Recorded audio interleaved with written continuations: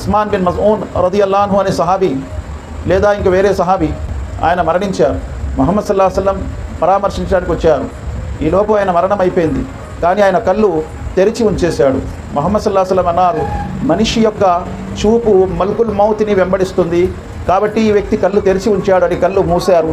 తర్వాత ముహమ్మద్ సల్లల్లాహు అలైహి వసల్లం వారు దువా చేశారు, అల్లా ఈ వ్యక్తి యొక్క సమాధి నీ జ్యోతితో నింపు, నీ జ్యోతితో నింపు అంటే అర్థం ఏమిటి? నూర్తో నింపు అని. నూర్ ఎందుకు అడిగారు, జ్యోతిని ఎందుకు అడిగారు? సమాధి కటిక చీకటిగా ఉంటుంది. ఎవరికైతే అల్లాహ్ సుబ్హానహు వ తఆలా యొక్క జ్యోతి దొరికిందో ఆ సమాధి వెలుగుతో కలకల్లాడుతూ ఉంటుంది. అందుకే ముహమ్మద్ సల్లల్లాహు అలైహి వసల్లం అన్నారు, అస్సలాతు నూరున్, నమాజ్ అనేది జ్యోతి అని అన్నారు. ఎవరైతే ఇహలోకంలో నమాజ్ చదువుతున్నారో వారికి తప్పనిసరిగా సమాధిలో జ్యోతి ఉంటుంది, మేషర్లో తీర్పు మైదానంలో జ్యోతి ఉంటుంది, పుల్సరాత్ అనే వంతెన పైన జ్యోతి ఉంటుంది, చివరికి జన్నత్తులో వెళ్ళిన తర్వాత కూడా ఆ వ్యక్తికి జ్యోతి ఉంటుంది.